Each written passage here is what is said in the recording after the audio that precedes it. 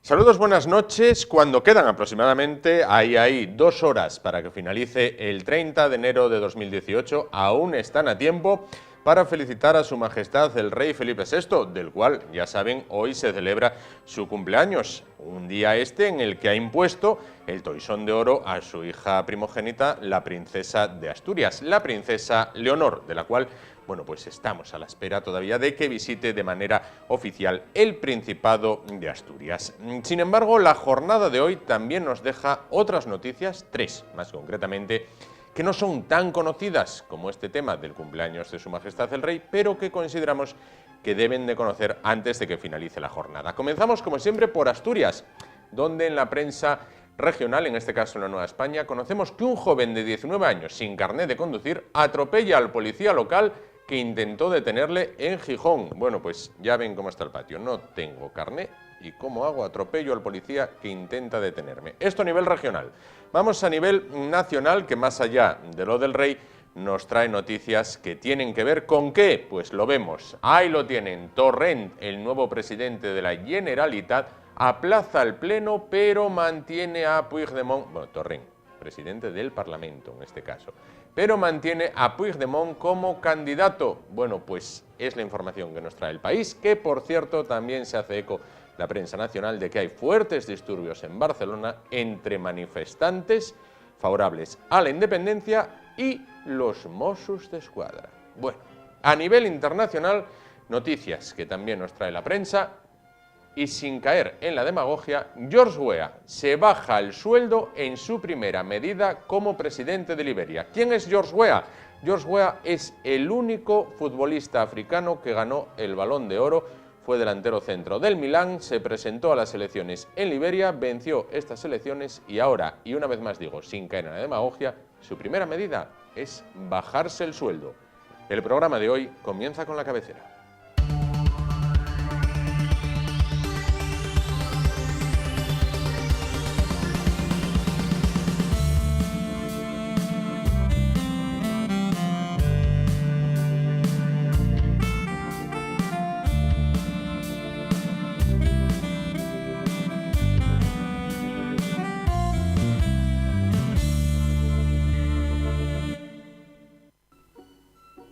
Bueno, pues vamos a hablar a continuación de historia, pero de una manera, bueno, pues totalmente distinta a la hora de abordarla a como la hemos conocido hasta la actualidad. Bueno, pues hasta ahora cogíamos el libro de historia, empezábamos por los hombres primitivos, quizás íbamos pasando, bueno, pues a las civilizaciones mesopotámicas, Grecia, Roma, España. Bueno, pues esa era la manera de entender la historia. Sin embargo, hay otra, el proyecto Gran Historia, también conocido, como Big History, pero bueno, como estamos en España, vamos a hablar en español. Proyecto Gran Historia. Para hablarnos de ello, se encuentra esta noche con nosotros Olga García Moreno. Ella es profesora de Geología de la Universidad Oviedo. ¿Qué tal? Buenas noches. Hola, buenas noches. Bueno, pues entonces, ¿qué es Gran Historia? ¿O cómo podemos explicarlo?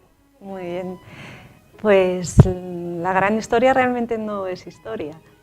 No es la historia como la conocemos o como acabas de describir, es otra cosa, es una cosa mucho más amplia. De hecho, no es una disciplina o una especialidad científica. La historia sí lo es, sí es una disciplina bien asentada y bien reconocida como tal. La Gran Historia es una nueva manera de aproximarse al conocimiento, es una manera de abordar todo lo que conocemos acerca del pasado y, por lo tanto, incluye muchas disciplinas diferentes. Y esas disciplinas van desde la física, la astronomía, hasta la historia moderna. Tiene un punto de inicio que es el Big Bang. Exactamente. En este caso. Es decir, vamos a hablar de un bebé desde el momento del parto hasta nuestros días, digamos, ¿no? La Gran Historia abarca absolutamente todo el pasado, y todo el pasado es desde el comienzo del tiempo. El comienzo del tiempo y el espacio, precisamente en ese Big Bang. Claro. ¿Y cómo condensar tanto en un espacio determinado? Vale, esa es la gran pregunta y el gran reto también. Y la gran historia. De la Gran Historia. Es la gran historia de la gran historia. Sí. Tenemos realmente que, a partir de todo lo que conocemos acerca del pasado, quitar cosas. Entonces, de alguna manera, los grandes historiadores nos dedicamos a eso, a condensar todo ese conocimiento, intentando identificar que es lo esencial que nos permite explicar la evolución de este universo desde el Big Bang hasta la actualidad, porque ha habido una evolución. El mundo que conocemos es algo novedoso, tan novedoso como que tuvieron que pasar 2/3 partes del tiempo del universo hasta que nuestro planeta se formó. Pero antes ya había cosas, y esas cosas eran cosas más sencillas de lo que conocemos ahora en nuestro planeta. Bueno, digamos entonces que se empieza a considerar que hay historia tradicional desde que aparece, bueno, pues un primer texto escrito, o al menos era como se definía antes en el instituto. Decimos que hay historia cuando aparece pues, una civilización mesopotámica o tal, el primer texto escrito. Desde ese momento del texto escrito hasta ahora sería una cosa muy pequeñita si lo comparamos con todo lo anterior, ¿no? Exactamente. Si consideramos que la historia del universo dura un día, imagínate, pues el ser humano aparecería en el último segundo, menos de un segundo. Con lo cual hay muchísimo para contar anteriormente. Bueno, ¿cómo nace el proyecto? ¿Cómo nace la idea? Bueno, realmente esta manera de aproximarse al conocimiento no es nada nuevo. Ya en el siglo XIX, Alejandro de Humboldt tuvo un gran empeño por intentar aunar desde un mismo punto de vista todo lo que se conocía sobre el medio natural. Y ahí nació su obra, su famosa obra Cosmos, donde intentó aunar todo lo que se conocía sobre el mundo natural y sobre la historia del mundo natural. Pero después, a partir de esa obra y a partir de nuevos avances científicos en el siglo XIX y sobre todo en el siglo XX, las investigaciones se dirigieron más hacia aspectos concretos de ese mundo natural y ahí nacieron las especialidades. Entonces, esa visión global y unificadora del todo fue un poco abandonada. Yo creo que a partir de los movimientos ambientalistas, como en la década de los 70 del siglo XX, fue cuando comenzó un poco de nuevo a hacerse necesaria esa manera de verlo todo globalmente conectado. Y fue ahí, yo creo, como resurgió este interés por conocer el pasado desde una manera unificadora. Y fue el profesor David Christian, que él es historiador de origen inglés, pero él es profesor de historia en Sydney, en la Universidad de Macquarie, en Australia. Y fue él el que acuñó el término Big History. Y fue cuando se dio cuenta que a sus estudiantes de historia cada vez tenía que retrotraerles más en el tiempo para que en realidad entendieran el contexto donde esa historia se llevaba a cabo. Y fue él quien intentó, y con éxito, en su universidad, aunar en un curso especialistas de distintos departamentos para crear un contexto en el que sus estudiantes de historia pudiesen entender todo el pasado. En lo que nos atañe a la Universidad de Oviedo, ¿quiénes participan dentro de este proyecto multidisciplinar? Bueno, tengo la suerte y soy la envidia en otros países donde se está desarrollando esta iniciativa, este proyecto, porque tengo la suerte de contar con un equipo de especialistas, profesionales, investigadores y profesores de unos 15 departamentos en toda la universidad, pues desde física, ingeniería, filosofía, historia, por supuesto, bueno, geólogos, hay unos cuantos implicados también en el proyecto, biología, tenemos de todo. ¿Y en qué momento está el proyecto a día de hoy? Muy bien, tengo que decir que aunque llevamos desde 2013, 2014 con esta iniciativa, todavía estamos en pañales. Bueno, va despacio, quiero decir, va como la historia. No... Sí, esto va lento, sobre todo porque, bueno, y es la causa por la que estoy aquí hoy, no se conoce mucho esta manera de aproximarse al conocimiento, entonces vamos muy despacito. Estamos todavía en esa etapa de difundir y explicar qué es la gran historia, aunque ya estamos comenzando con algunos proyectos de investigación concreto para enmarcarlos dentro de la Big History. No obstante, me han dicho que las plazas disponibles se han agotado en 0, Sí, afortunadamente para este aula de extensión universitaria que estrenamos y que va a ser el primer curso en una universidad española sobre Gran Historia, las plazas han volado. Antes de finalizar el plazo de matrícula ya teníamos el cupo completo. Claro.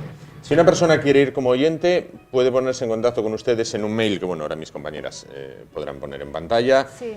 Bueno, por lo menos como oyente, ¿no?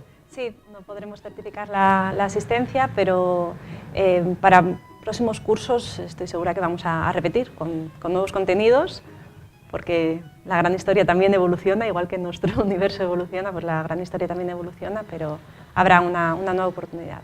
Si quieren venir de oyentes, si la capacidad del aula lo permite, pues serán bienvenidos. Bueno, y luego, ¿cómo divulgarlo todo? Porque yo la estoy oyendo y digo, bueno, esto va a ser como mezclar el Museo de Historia Natural con el Museo de Historia, con el Museo de la Ciencia, o sea, digamos, es mezclarlo todo. Y luego, para la hora de divulgarlo, ¿cómo se van a arreglar? Bueno, pues has tenido una muy buena idea con el ejemplo de los museos. Imagínate que podemos tener un hilo conductor que une todos esos museos. Ese hilo conductor será la Gran Historia. Entonces, destacaríamos dentro de cada una de las especialidades esos momentos muy especiales en la historia del todo, en los que ha aparecido una nueva forma de complejidad a partir de la cual todo va a ser distinto. Te pongo un ejemplo muy sencillo, la aparición de la vida. Pues de toda la historia del pasado destacamos ese momento como un momento clave a partir del cual vamos a contar la historia de una manera diferente. Esto lo identificamos, ya te digo, desde el momento del inicio del tiempo y el espacio hasta la época actual. En Big History lo llaman thresholds, son umbrales, o esos momentos en los que se juntaron los ingredientes necesarios y las condiciones propicias para que apareciese algo nuevo, algo realmente nuevo y rompedor, como el caso de la aparición de la vida. De esta manera identificamos cómo ha ido evolucionando el universo desde cosas muy sencillas como las partículas subatómicas, luego los primeros átomos, hasta la sociedad moderna actual, que sería ese ejemplo de máxima complejidad en el universo. Bueno, usted es joven, es profesora de geología en la Universidad de Oviedo. Sin embargo, muchos investigadores jóvenes, no solo en la Universidad de Oviedo, sino en otras muchas universidades y en España en general, no encuentran un nicho en el cual, bueno, pues decir, voy a desarrollar mi investigación en España, tienen que irse afuera. ¿Cómo está el tema de las investigaciones científicas en nuestro país a día de hoy? Bueno, lamentablemente no estamos en una buena situación en absoluto. De hecho, bueno, mi formación es como geóloga y yo hice mi tesis doctoral en la Universidad de Oviedo como geóloga. Después me especialicé en ciencia de materiales, en el Centro de Investigación en Nanomateriales y Nanotecnología, donde tuve la oportunidad de tener un montón de compañeras y compañeros de disciplinas muy diferentes. No, yo era la única geóloga en ese momento, químicos, ingeniería químicos, físicos, muchas especialidades.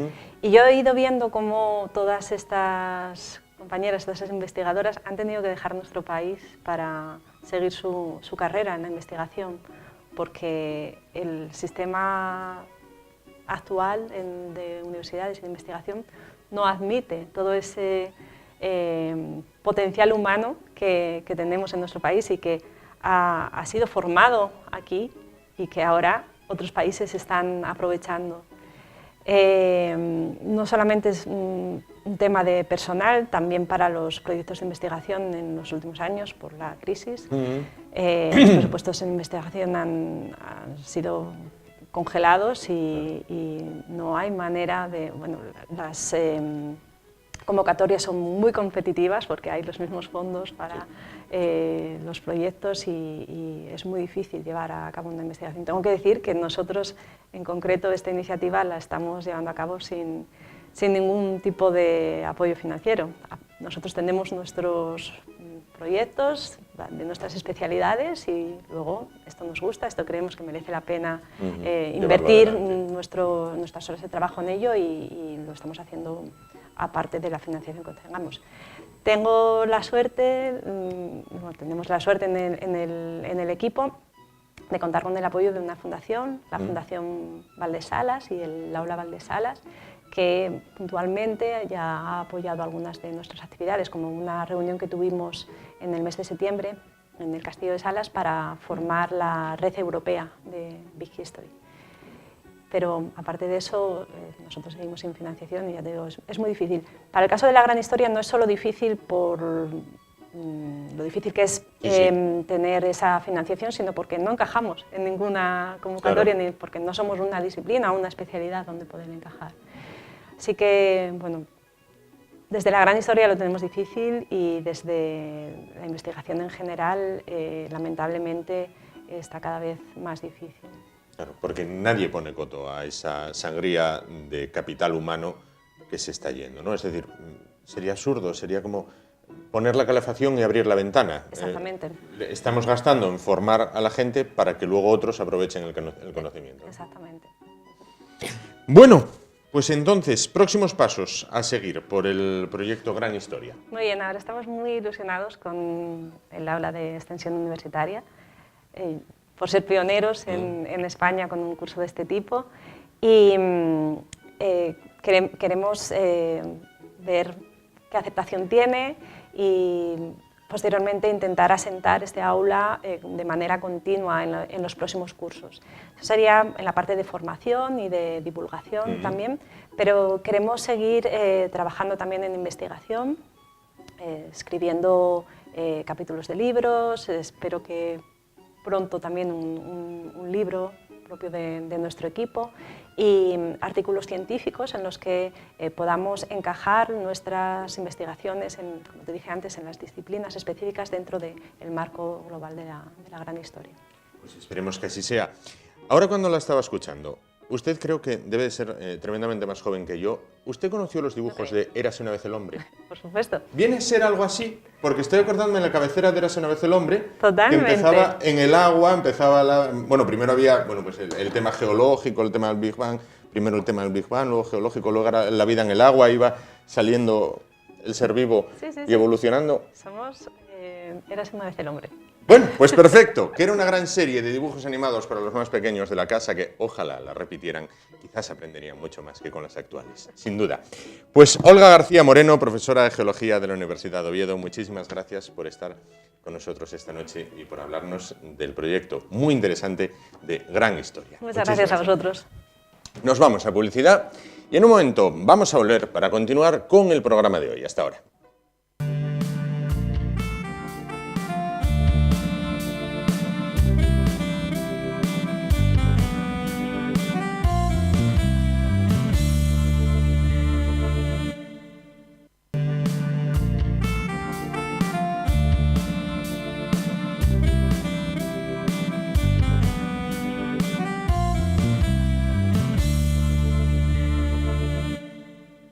Vamos a continuar y lo hacemos a continuación, bueno, pues retomando una historia que quizás ya varias veces contada, pero que para familiares, amigos y bueno, pues gente que se ha interesado por el tema en general, pues merece la pena ser recordada. La historia de unos hombres que tras el final de la Guerra Civil, bueno, pues descontentos con el resultado que se había alcanzado en la misma, unos, otros temiendo por sus vidas, bueno, pues fueron los que en Asturias se conocieron popularmente como los echaos al monte o los fugaos al monte. También se les conoció como maquis, tomando la palabra de maquisar de Francia, cuando protagonizaron también algunos de ellos, españoles y asturianos, la lucha contra los invasores nazis del país vecino. O también guerrilleros. Bueno, para hablar de este tema se encuentra esta noche con nosotros Tomás Carrero. Él es el nuevo delegado en Asturias de AGE, que significa Archivo, Guerra y Exilio. ¿Qué tal? Buenas noches. Buenas noches. Bueno, pues entonces, ¿cómo podemos definir a los guerrilleros de la posguerra civil española? Bueno, los guerrilleros de la posguerra, hay que definir dos clases de guerrilleros. Unos los que lucharon en el bando republicano cuando cayó la zona norte, el frente norte, efectivamente, que se metieron dentro de lo que era el cuerpo del ejército, ¿no? Y luego hay una segunda agrupación de guerrilleros más adelante, hacia el año 44, 45, que se les conoció como la segunda generación, ¿no? Gente que una vez que acabó el conflicto, consideraron que había que seguir con la lucha. Son gente que se quedaron aquí y, como bien tú dijiste, pues eran los conocidos como huidos o fugados que se tiraron al monte, ¿no? Esa segunda generación era una segunda generación menos preparada militarmente, con mucho convencimiento ideológico o político de que había que echar abajo el régimen franquista, pero evidentemente estaban menos preparados, por lo tanto eran muy vulnerables. Tuvieron muchas acciones, muchas escaramuzas en las que intentaron hacerse notar y, bueno, que lo pasaron realmente mal, hubo muchos ajusticiados y muchos asesinados, ¿no? ¿Cuáles fueron las zonas más activas en Asturias? Bueno, en Asturias hubo varias. La zona de las cuencas mineras era bastante activa, porque siempre ha sido una zona muy guerrera, ¿no? También hay documentación de casos en la zona de Lastres y demás, por donde la zona de las playas, sí. Porque enlazando de Francia vinieron cuando acabó la Segunda Guerra Mundial, sí. Esos mismos que lucharon en la resistencia francesa, para ayudar a esta segunda generación y darles pues una formación y demás, vinieron a través de la cordillera cantábrica y a través de las playas de la zona al territorio astur, ¿no? Entonces, bueno, en los sitios donde hubo más focos fue, pues ya te digo, las cuencas, la zona de la cordillera y algunas playas de la zona de Llanes, Lastres y demás.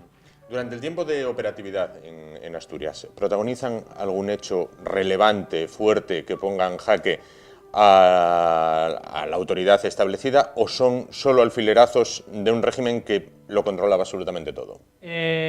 Hasta donde yo sé, que tampoco mi conocimiento es muy amplio, tuvieron algunos éxitos bastante remarcables, pero el problema que tuvieron es que en algunos casos incluso la inteligencia, la policía secreta, se infiltraba en la propia guerrilla, en los núcleos, y desde dentro les hacían creer que iban a poder hacer una ofensiva mucho más amplia y poder salir de sus escondites y trabajar realmente en recuperar la República, pero lo pasaron realmente mal en ese sentido, porque hay casos en los cuales, ahí pongo un ejemplo, en el que llegaron a un acuerdo en el que le iban a conseguir armas, iban a venir de fuera.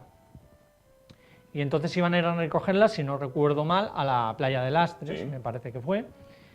Y cuando fue uno de los líderes de la agrupación guerrillera de Asturias y algunos mandos intermedios, familiares y vecinos que les apoyaban para esa recogida de armas, ellos recibieron, pues evidentemente, fueron encontrados por la Guardia Civil. Lo que se encontraron fue la Guardia Civil, más que no, fueron acribillados a tiros. O sea, el problema es que la Guardia Civil y Falange tenían una red, un entramado montado muy bueno, en el sentido de que las fuerzas vivas, como se conocían en aquel momento, que era la Iglesia, Falange, la Guardia Civil y en menor medida el Ejército, pues claro, lo tenían bastante controlado todo. Igual no a estos guerrilleros que estaban en el monte, pero sí a familiares y allegados. Entonces, ¿qué hacían? Presionaban a esos familiares y allegados con torturas y demás para intentar localizar a estos guerrilleros. Una contraguerrilla en el más puro sentido. Sí, una contraguerrilla, efectivamente. Y ellos vivían en una situación, como puedes imaginar, en una situación precaria, ¿no? Allí en el monte, comida, pues, con la que le mandaban, armamento, pues, muy precario. Entonces eran pequeñas avanzadillas, pequeñas victorias, ¿no? Que decían ellos, o poner una bandera republicana ahí, como diciendo, estamos aquí, ¿no? Hechos más fuertes, pues bueno, ¿no? Yo a día de hoy no tengo conocimiento, pero seguramente alguno habrá. Al margen de familiares, ¿contaban con el apoyo de núcleos o sectores de la población civil, o la población civil los consideraba, como rezaba de forma oficial, como bandidos y bandoleros? No. A ver, hay que tener en cuenta que muchos de los guerrilleros eran campesinos, como la mayoría de la población en este país por aquel entonces. Entonces eran campesinos conocidos por todos en el pueblo y eran ayudados por los vecinos del pueblo, vecinos que les llevaban comida, que en algunos casos les daban cobijo en sus propias casas o en sus propias cobertizos o establos o demás, efectivamente. Entonces sí, les ayudaban, evidentemente había de todo. Como ya te comenté antes, estaban pues, la iglesia, estaba... Entiendo que también se producirían delaciones y demás, ¿no? Sí, entonces había un poco de todo, pero sí que es cierto que mayoritariamente les apoyaban. Y por ese sentido, en ese sentido, fue por lo que ellos consiguieron aguantar tanto, porque aguantaron mucho. Voy a poner de ejemplo, si me permites, que la agrupación de guerrilleros en Asturias, que tenía un nombre que ahora mismo se me ha ido, discúlpame, consulta, no hay ningún problema. El Comité de Milicias Antifascistas de Asturias, que así se conocía, fue creado en 1943. Fue creado en 1943 y se tiene constancia de las últimas detenciones de guerrilleros. Oficialmente se dijo que se acabó con la guerrilla en 1952, pero realmente las últimas detenciones de guerrilleros, como tal, las hubo hasta en el año 1962-1965. ¿Alguno de ellos logra reintegrarse a la vida civil abandonando la lucha armada o todos acaban muertos o en prisión? No, todos muertos o no, en prisión, muchos de ellos, por no decir casi todos los que fueron capturados. Vivieron en un estigma continuo, evidentemente como todo, en todos los que luchaban en contra del orden establecido en ese momento, sufrieron persecución, no solo ellos, sino sus propias familias, y estigmatismos de todo tipo, y bueno, 100% como podemos estar tú y yo, no tuvieron una vida plena durante el franquismo. ¿Queda alguno vivo en Asturias? En Asturias no sé decirte porque estamos todavía trabajando en ello, trabajando en buscar información y demás, y es un poco complicado porque por la gente, la edad que tenían, también que hay cosas que no gusta, bueno, que se ha preferido no hablar del tema.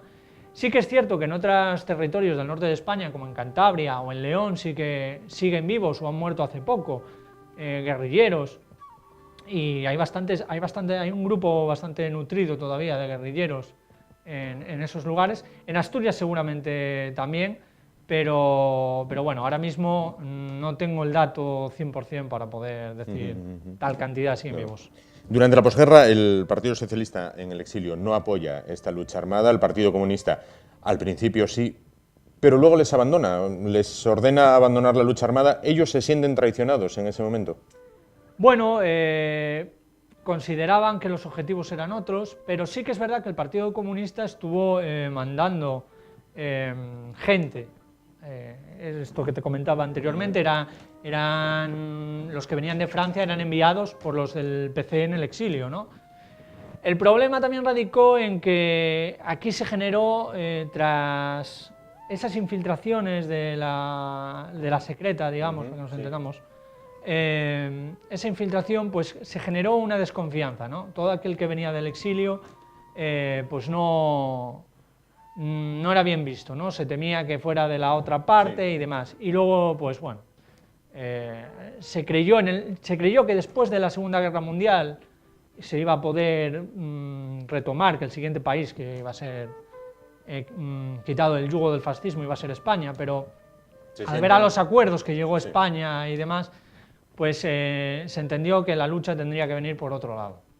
Y esa gente, pues sí, quedó un poco fuera de la ley, digamos, porque claro, ellos nunca podían volver porque eran perseguidos para ser asesinados y bueno, sí, que se quedaron un poco en tierra de nadie, ¿no? Claro, en la tradición oral de algunos, bueno, he podido mirar por internet, se sienten, traicionados, dicen, nosotros estamos aquí en el monte pasando las de Caín y mientras tanto personajes como Carrillo y la Pasionaria están en Moscú a todo trapo. Sí, algunos de ellos sí que es verdad que lo podían ver en ese sentido. Hay que entender también que la situación que ellos vivían pues era de una precariedad absoluta. Aquí estamos hablando de Asturias, no son los inviernos que tenemos ahora, no. Por desgracia para ellos eran mucho más duros. y en una situación muy complicada. No solo ya por ellos, porque ellos aceptaban como tal, por una convicción, ¿no? Esa situación, sino, ya te digo, por lo que había detrás, ¿no? Por la persecución que había no solo a ellos, sino a su propio entorno, a vecinos, amigos y demás, que entonces, bueno, claro, era duro para ellos. Desde AGE, Asturias, Archivo, Guerra y Exilio. Supongo que en este año que comienza vais a continuar esa labor de recuperación. Sí. Nosotros no hemos dejado en ningún momento de... AGE, Archivo, Guerra y Exilio, como su propio nombre indica, lo que pretendemos es recopilar documentación, testimonios de todo lo que pasó durante la Guerra Civil, todo lo que pasó durante la posguerra y el franquismo, para que no caiga en el olvido, ¿no? Porque yo creo que lo más importante que tenemos, que debemos tener, es el recuerdo y conocer cómo fue, sin juzgar, sí, pero conocer lo que realmente pasó, que fue muy duro.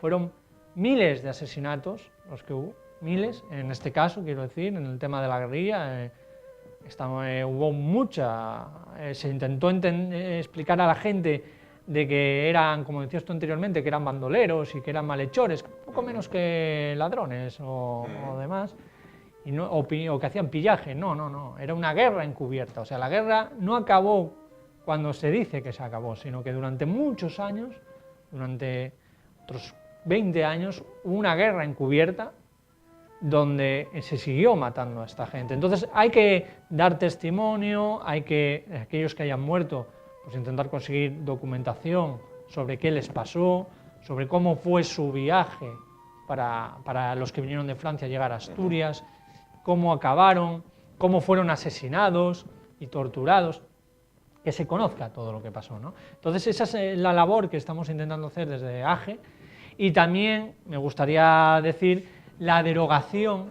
porque yo creo que esto es importante y quiero decirlo, la derogación de la ley que sigue vigente en nuestro Código Penal, de la ley que les sigue tratando como bandoleros y malhechores, cosa que no son.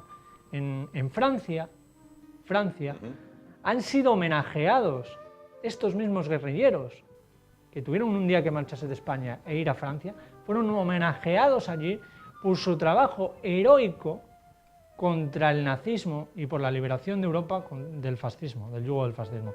Hasta hace 4 días, eso lo hemos visto a nuestro rey. Francia ha sabido reconocer los errores, porque sí es cierto que primero los internó en campos de concentración, sí. en la frontera, efectivamente, en unas condiciones prácticamente inhumanas. Por eso te digo que hay que conocer esa parte de la historia y también, a su vez, trabajar para que hoy en día, sean reconocidos como tal. Ellos eran militares, eran militares y que tengan pues su reconocimiento histórico, ¿no? Y la ley que hay que derogar, y que me gustaría decir, para que se supiera y que sigue vigente, es el decreto ley del 18 de abril de 1947 sobre represión de los delitos de bandidaje y terrorismo. Se conoce así y sigue vigente, esa no está anulada, ¿eh? Entonces, pedir que su recuerdo no quede como que eran bandoleros o como Curro Jiménez y demás, no, sino como militares y héroes que lucharon por liberar a este país por los ideales que consideraban propios. Efectivamente. Pues Tomás Carrero, delegado en Asturias de AGE, Archivo, Guerra y Exilio, muchísimas gracias por estar con nosotros esta noche y bueno, por acercarnos las figuras de estos hombres que en muchos casos han caído en el olvido, pero ustedes están rescatando. Un placer. Muchísimas gracias. Y nos vamos a publicidad, volvemos en tan solo unos minutos y continuamos con el espacio de hoy. Hasta ahora.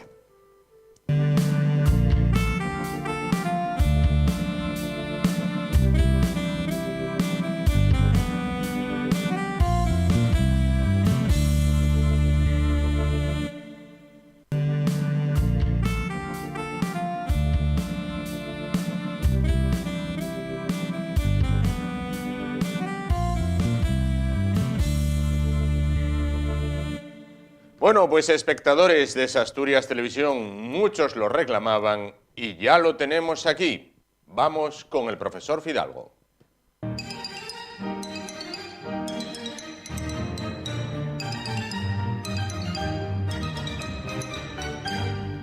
Profesor Fidalgo, buenas noches y bienvenido de nuevo. Buenas noches, bien hallados.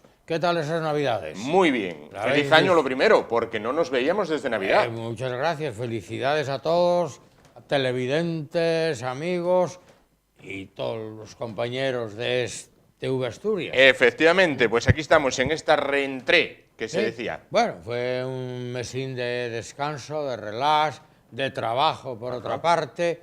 Y bien, aquí estamos. Bien. Aquí estamos viviendo el proceso. Efectivamente, el proceso que queda ahí un poco de aquella manera, pero hoy es la festividad, el cumpleaños de Su Majestad el Rey Felipe VI. Pues muchas felicidades al jefe del Estado, que siga cumpliendo y que, bueno, que tire para adelante. Que tire para adelante. Que tire para efectivamente. adelante porque el carro va a atascarse.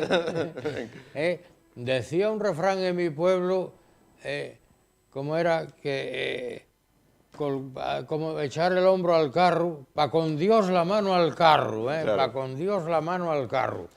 Porque el carro cuando se atasca, si solo rezamos, Malo. no desatasca. Y si solo echamos la mano, tampoco. Tampoco eso. De manera que pa' con Dios la mano al carro, a ver si entre todos echamos a rodar esto, que está... Hay mucho follero Hay mucho. en el camino. Hay muchísimo. Bueno, usted, estoy pensando yo ahora, ha conocido 3 jefes del Estado. 3 jefes de Estado, sí, claro. A su excelencia, a don Juan Carlos I y a don Felipe el VI. Efectivamente, efectivamente. Bueno, y usted estuvo en la casa del abuelo de Felipe VI, del padre de Juan Carlos, de don Juan de Borbón. En Estoril, sí. Cuénteme aquello. Fue una anécdota, iba a decir sin importancia de ningún tipo, pero bueno, que tuvo su gracia. Estábamos visitando Lisboa, Ajá. mis cuñados y yo, y mi mujer, vamos, los 2 matrimonios. Fui a echar gasolina allí en una gasolinera y no sé cómo se me ocurrió preguntar, oiga, por aquí don Juan de Borbón vive por aquí cerca y tal. ¿De qué año estamos hablando? aproximadamente? Del año 69, 69 debió ser, 69 por ahí, sí. Y digo, hombre, pues sí, vive aquí mismo y tal, lo que no sabemos si estará en casa o no y tal, pero nada, ahí a 50 metros y tal. Bueno, digo, oye, vamos hasta allá, porque había tenido un lío que su excelencia le había prohibido aparcar y entrar en territorio español, no sé por qué lío sería. Sí. Ah, digo, vamos a ver, llegamos allí, picamos a un timbre, un chalet muy bonito, pequeño, bueno, no era ninguna cosa ni majestuosa, ni nada, normal. Si va usted por Somió, encuentra 50 chalets mejor que era Villa Giralda, ¿no? Sí. Y bueno, picamos allí, nos abre un personal de servicio. Pues mire, somos unos españoles que estamos aquí, vinimos de vacaciones y nos dijeron tal, queríamos firmar en el libro de visitas y presentarles nuestros respetos a don Juan. Dijo, pues mire, no está, pero está una de sus hijas. Ajá. Y nos recibió, no sé quién era, doña Pilar o no sé quién, y firmamos ahí en un libro, dejamos la tarjeta. Oiga, ¿podemos hacer fotos? Sí, nos dejaron hacer fotos ahí en los jardines y tal. Muy atentos y firmamos y marchamos y adiós muy buenas. Pero vamos, presumimos de haber estado en Villa Giralda, Claro. en el exilio Claro. De don Juan. veraniego y señorial de don Juan de Borbón. Claro. Bueno, pues hoy, cumpleaños del rey, inicio del año, vamos a cambiar el tema, vamos a hablar del bolsillo, porque todavía anda mucha gente a las rebajas. Hombre, ¿Usted es de rebajas, de no rebajas? Estamos en lo que antaño se dio en llamar, y se sigue llamando, la cuesta de enero. Ajá. Lo que pasa es que ahora tiene prolongación y es la cuesta de enero, la de febrero, la de marzo, y ainda máis, que decía el gallego, ¿no? Esto no queda así. Sí. Aquel boxeador o no, aquellos dos que se pelean y uno le da un puñetazo a otro y esto no queda así. Y dice, no, eso hincha. Bueno, pues aquí va a pasar lo mismo. Esto no queda así, esto hincha. Por eso decía yo en el cumpleaños del rey que muchas felicidades y que pa' con Dios la mano al carro porque vamos a necesitar mucha ayuda. Pues ¿de qué hablábamos? De que hoy es el día 31 de enero. Hoy termina 30, no vayamos más para allá. 30, ¿no? 30 de enero. Plenilunio también, que luego hablaremos. Sí. ¿Y cómo se llama? ¿Termina la cuesta de enero? No. Las rebajas ayudan un poco a gastar más. A gastar un poquitín más, ¿eh? A gastar más. Lo que pasa es que como lo encontramos barato, decimos, bueno, por 3 euros más, por 5 euros... y cuando te das cuenta, gastaste el sueldo del mes y parte del de febrero, ¿no? ¿Usted es mucho de rebajas No. o nada? No. Hombre, hay rebajas que a veces merece la pena porque ves la calidad y la necesidad del producto. Ajá. Pero si, ¿para qué vas a comprar un producto que no necesitas? Y es que está rebajado. Ya, pero bueno, si no lo quiero, ¿para qué demonios lo voy a comprar? Claro. Me decía usted antes de empezar que es un invento de Galerías Preciados.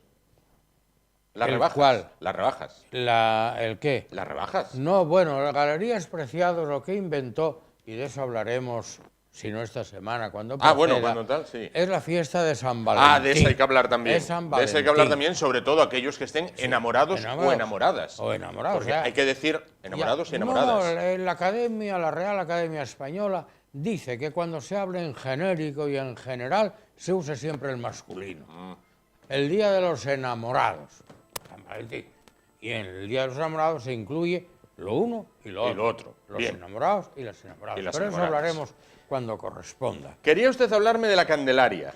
Eso sí, porque 30 de enero, 31, enseguida, acaba enero. Y empieza el día 1, jueves. Sí. Día 1, jueves. Y el día 2 es la presentación de Nuestra Señora en el templo, que era cuando se conoció como el Día de Nuestra Virgen de las Candelas, Sí. o de la Candelaria, patrona de las Islas Canarias. Sí. Felicitemos de aquí a todos los todos canarios, los canarios. que tienen en la Candelaria su patrona. Pero este 2 de febrero, que en Asturias decimos la Candelera, Sí. la Candelera, bueno, marca también una serie de pautas, Sí. respecto al tiempo meteorológico y respecto también al tiempo agroganadero. ¿Cómo Por es esto? ejemplo, relativo al tiempo meteorológico, hay un refrán que nos dice: la candelera echa el invierno fuera. Sí, pero añade: pero si no nevó o está para nevar, el invierno ha de llegar. Lo cual, señoras y señores, este refrán lo abarca todo. Efectivamente. Y hay que hablar también de la luna. ¿Qué importancia tiene la luna en estas fechas? El plenilunio de enero. Sí. La lunona. La lunona que dicen La luna ahí, grande, sí. grande. Es la luna llena de enero, en este año, es una de las veces que vamos a ver la luna en tamaño más grande, si el cielo está claro, por su proximidad a la Tierra. Correcto. ¿Qué sucede?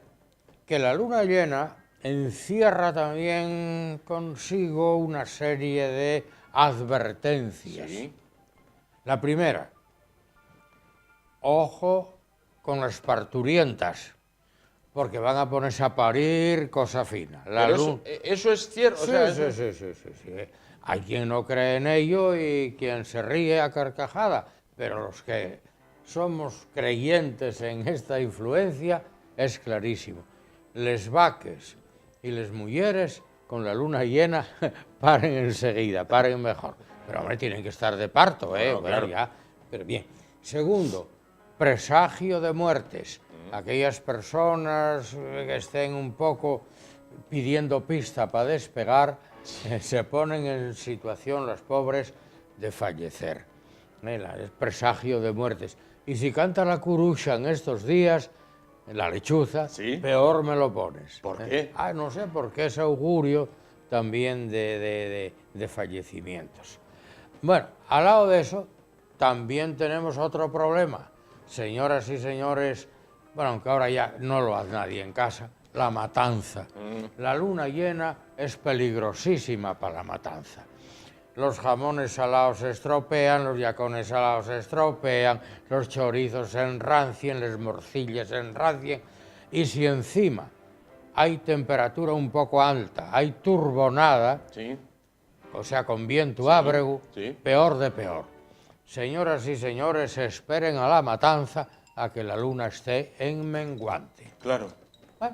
Cosa buena, les mareones. Ahora bien, la mareona, la luna llena de enero, Y viene la mareona. y es viene, la y mejor mareona que tenemos para ir a la pesca de Pedrero. Claro, ¿qué pasó?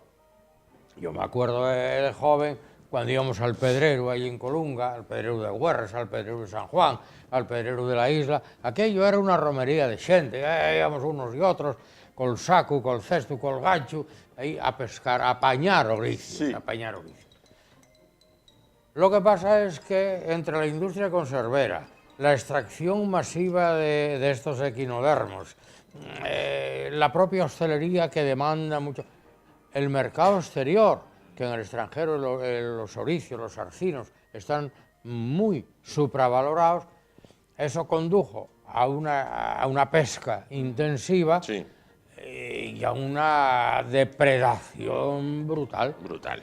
Brutal. Bueno, Y claro, en Asturias tenemos vedada la pesca, la captura de oricios, por lo menos durante todo el 18. No sé si para el 19 se levantará, se o no levantará, esa prohibición. se abrirá, se levantará esa prohibición. Me decía usted la mareona.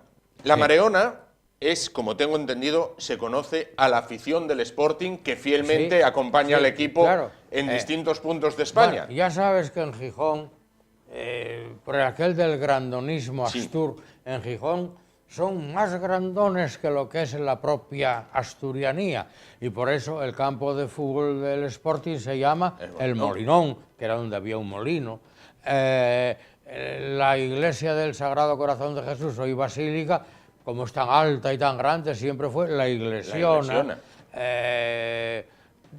La bajada, la escalera importante de bajada a la playa, la escalerona. Efectivamente, efectivamente. La escultura aquella de la madre del emigrante, la mullerona. La mullerona. Entonces, Y creo que tienen también la Cerona. Ahí la también. Cerona, La Cerona. donde la Plaza de los Mártires. ¿Dónde vives? Yo vivía en la Cerona, En la en Cerona. la Plaza de los Mártires. Qué curioso. En Gijón somos así o son así.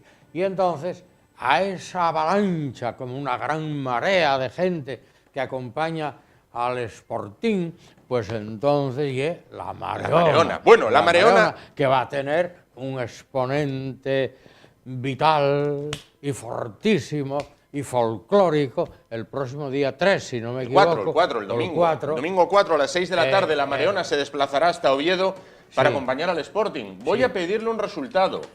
A mi juicio gana el... Ay, madre, yo creo que va a ganar el Oviedo por 2-1. Va a ganar el Oviedo por 2-1. Palabras del profesor Fidalgo, hombre de ciencia. Sí, que no de fútbol, Hombre que de no de ciencia, que fútbol. no de fútbol. 2-1 es el pronóstico del profesor Fidalgo. Queda grabado y veremos si acierta o Yo no. creo que va a empezar marcando el Sporting, Sí. pero luego van traíos un poco el querer mantener vamos a mantener el 1-0 y van a tragar 2. Lo que llaman los paisanos de antes, echáronse atrás. Echáronse atrás, como hacía antiguamente la Real Sociedad, era la técnica o la táctica del cerrojo. Se llamaba el cerrojo, hicieron un cerrojo. Exacto. El cerrojo. Claro. Bueno, es que en el fútbol emplean una terminología. Y al árbitro llámenlo el trencilla, pero si no trae trenza. Da esos igual, da son igual. los toreros. Da igual. Bueno, ese es el pronóstico del profesor Fidalgo. Real Oviedo 2, Sporting 1.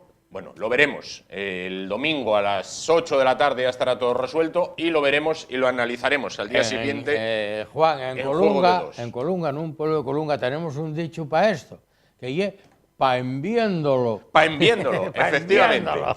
Y ahora, antes de irnos, vamos a probar suerte con el juego del volcán.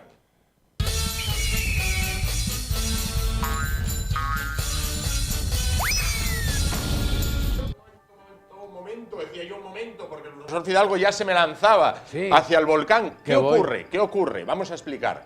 Si la piedra volcánica no salta, no erupciona, pues nada. ¿Qué salta? Bueno, pues el profesor Fidalgo se llevará una de estas joyas fabulosas, Anarchy, joyas de acero, cuyo distribuidor oficial está en la plazuela de San Miguel, número 1 de Gijón. Adelante, ha escogido Como decía el color amarillo. un Superstición comandante amigo mío en Salamanca, un momento que voy a funcionar el instrumento. Ahí vamos, metemos por aquí. Elige una ranura al azar. Eh, Y no ha habido suerte en este momento. Él sigue ahí. como dirían los catalanes, ni res de res. Ni res de res, porque claro, ahora, oye, Fuera. un par de telediarios más y ya sacamos el B1 de catalán, ya vamos sabiendo todos catalán. O en la intimidad tú y yo siempre, ¿eh? También, como dijo un presidente del gobierno. Bueno, profesor Fidalgo, nos vemos la semana que viene para continuar hablando. Hasta entonces. Hasta entonces, y a ustedes les vemos mañana. Será a partir de las 10 de la noche, pero antes, profesor, ¿a usted le gusta la ópera? No. No. Bueno, pues iba a decir yo, pues como le gusta, vamos a ver. Aunque no le guste, vamos a ver ópera. Ópera grabada en la temporada de Ópera de Oviedo, Peleas y Melisandre. Con estas imágenes nos vamos. Hasta mañana a las 10 de la noche. Gracias por su atención.